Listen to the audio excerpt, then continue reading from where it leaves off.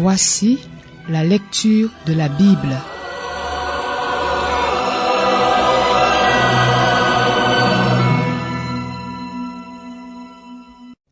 Nombre, chapitre 19. L'Éternel dit à Moïse et à Aaron, « Voici ce que prescrit la loi que l'Éternel a donnée.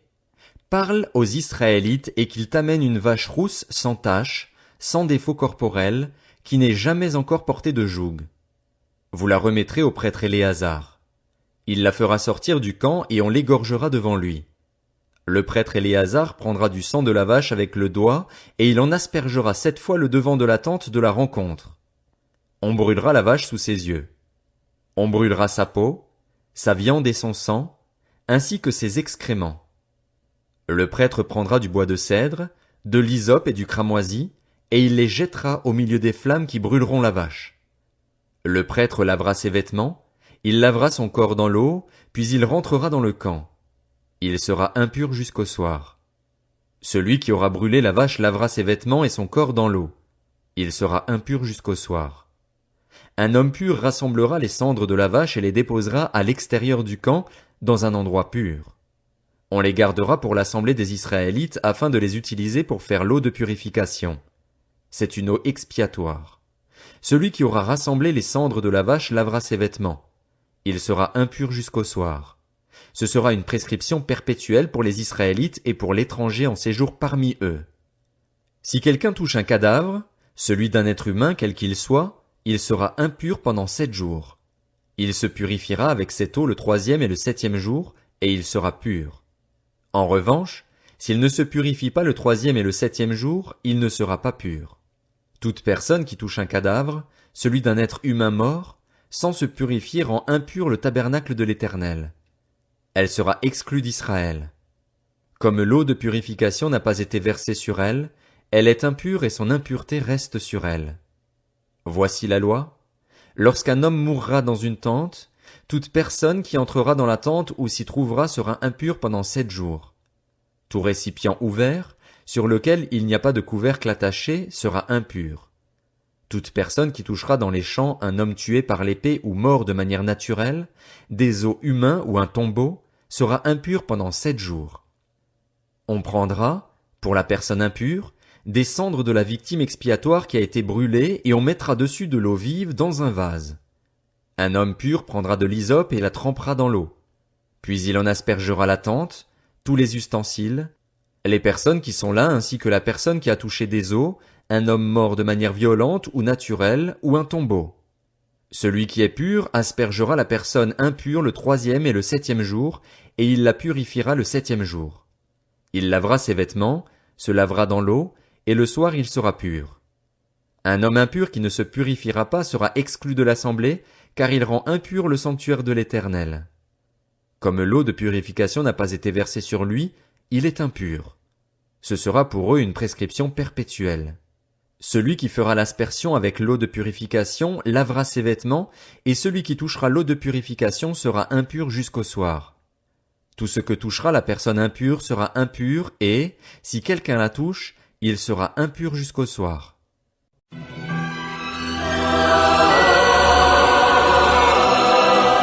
C'était la lecture de la Bible.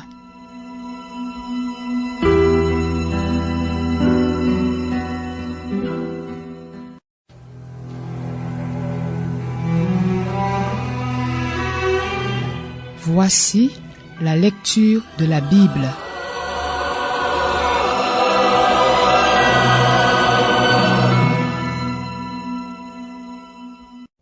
Nombre, chapitre 20. Toute l'assemblée des Israélites arriva dans le désert de Tsin le 1er mois et le peuple s'arrêta à Kadès. C'est là que Myriam mourut et fut enterrée. Il n'y avait pas d'eau pour l'assemblée. On se souleva donc contre Moïse et Aaron. Le peuple chercha querelle à Moïse. Ils dirent, « Si seulement nous avions expiré lorsque nos frères ont expiré devant l'Éternel.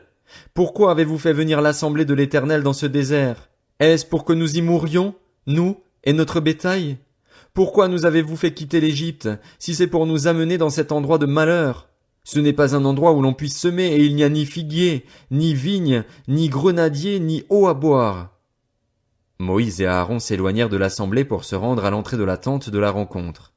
Ils tombèrent le visage contre terre et la gloire de l'Éternel leur apparut. L'Éternel dit à Moïse, « Prends le bâton et convoque l'assemblée, toi ainsi que ton frère Aaron. Vous parlerez au rocher en leur présence et il donnera son eau. Tu feras sortir pour eux de l'eau du rocher et tu feras boire l'assemblée et leur bétail. » Moïse prit le bâton qui se trouvait devant l'Éternel, comme l'Éternel le lui avait ordonné. Moïse et Aaron convoquèrent l'assemblée en face du rocher et Moïse leur dit, « Écoutez donc, rebelles, est-ce de ce rocher que nous ferons sortir de l'eau pour vous? » Puis Moïse leva la main et frappa 2 fois le rocher avec son bâton. Il sortit de l'eau en abondance. L'assemblée but, ainsi que le bétail. Alors l'Éternel dit à Moïse et à Aaron, « Puisque vous n'avez pas eu confiance en moi pour respecter ma sainteté devant les Israélites, vous ne ferez pas entrer cette assemblée dans le pays que je lui donne.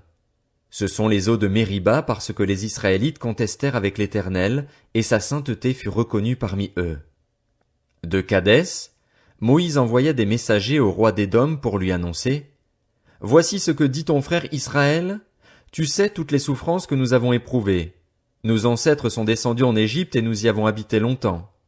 Mais les Égyptiens nous ont maltraités, nos ancêtres et nous. Nous avons crié à l'Éternel et il nous a entendus. Il a envoyé un ange et nous a fait sortir de l'Égypte. Nous nous trouvons à Kadès, ville située à l'extrémité de ton territoire. Laisse-nous passer par ton pays. Nous ne traverserons ni les champs ni les vignes et nous ne boirons pas l'eau des puits. Nous suivrons la route royale, sans nous en écarter à droite ou à gauche, jusqu'à ce que nous ayons franchi ton territoire. » Édom lui dit, « Tu ne passeras pas chez moi, sinon je sortirai à ta rencontre avec l'épée. » Les Israélites lui dirent, « Nous monterons par la grande route et, si nous buvons de ton eau, mes troupeaux et moi, j'en payerai le prix. Je ne ferai que passer avec mes pieds, rien d'autre. » Édom répondit, « Tu ne passeras pas. » Et il sortit à sa rencontre avec un peuple nombreux et puissamment armé. Ainsi Édom refusa d'accorder à Israël l'autorisation de passer par son territoire, et Israël fit un détour. Toute l'assemblée des Israélites partit de Kadès et arriva au mont Hor. L'Éternel dit à Moïse et à Aaron vers le mont Hor, sur la frontière du pays d'Édom, « Aaron va rejoindre les siens. En effet, il n'entrera pas dans le pays que je donne aux Israélites parce que vous vous êtes rebellés contre mon ordre aux eaux de Mériba. Prends Aaron et son fils Éléazar et fais-les monter sur le mont Hor. Retire à Aaron ses vêtements et mets-les à son fils Éléazar. C'est là qu'Aaron s'en ira et mourra. » Moïse fit ce que l'Éternel avait ordonné. Ils montèrent sur le mont Hor sous les yeux de toute l'assemblée. Moïse retira à Aaron ses vêtements et les mit à son fils Éléazar. Aaron mourut là, au sommet de la montagne, puis Moïse et Éléazar descendirent de la montagne. Toute l'assemblée vit qu'Aaron avait expiré, et toute la communauté d'Israël pleura Aaron pendant 30 jours.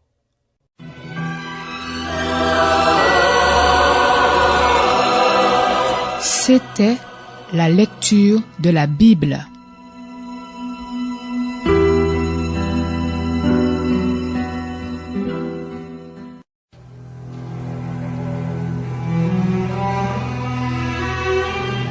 Voici la lecture de la Bible.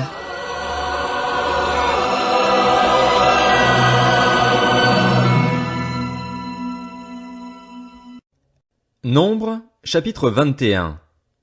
Le roi d'Arad, un Cananéen qui habitait le sud, apprit qu'Israël venait par la route d'Atarim.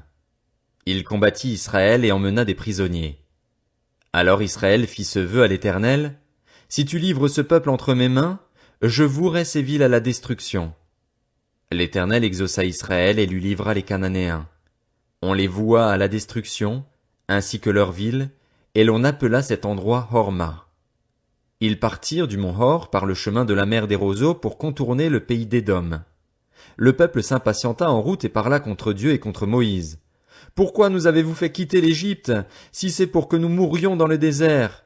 En effet, il n'y a ni pain, ni eau, et nous sommes dégoûtés de cette misérable nourriture. » Alors l'Éternel envoya des serpents venimeux contre le peuple. Ils mordirent le peuple et beaucoup d'Israélites moururent. Le peuple vint trouver Moïse et dit, « Nous avons péché, car nous avons parlé contre l'Éternel et contre toi. Prie l'Éternel afin qu'il éloigne ces serpents de nous. » Moïse pria pour le peuple, et l'Éternel lui dit, « fais-toi un serpent venimeux et place-le sur une perche. Toute personne mordue qui le regardera aura la vie sauve.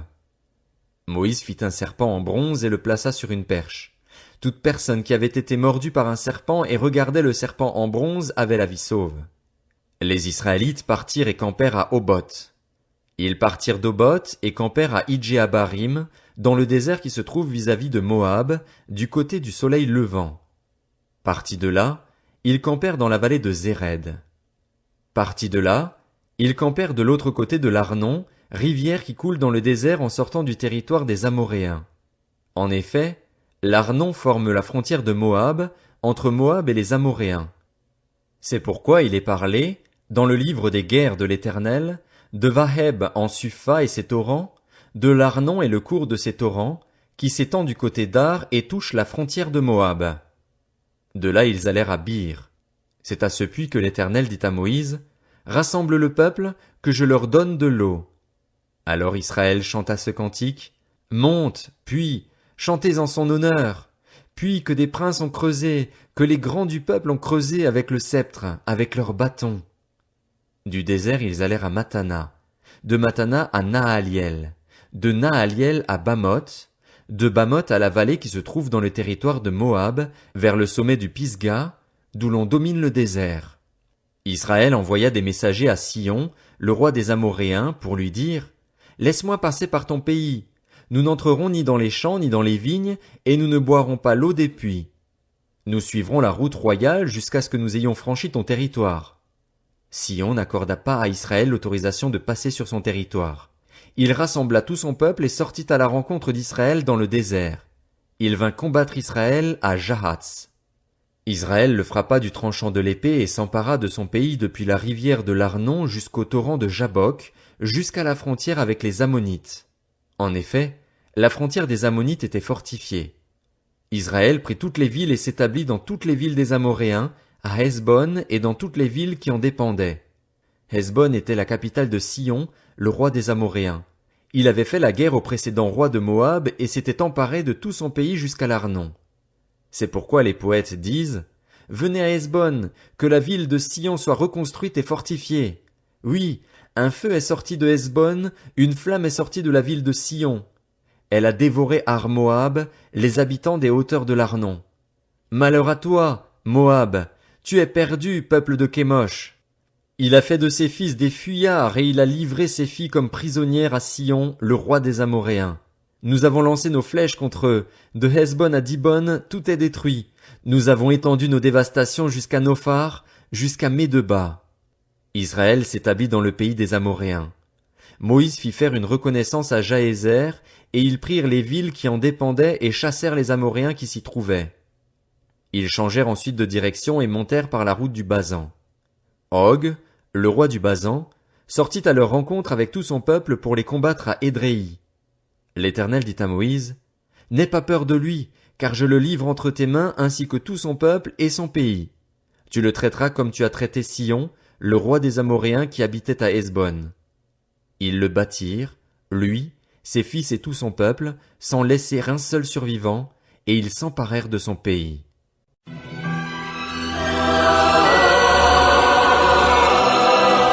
C'était la lecture de la Bible.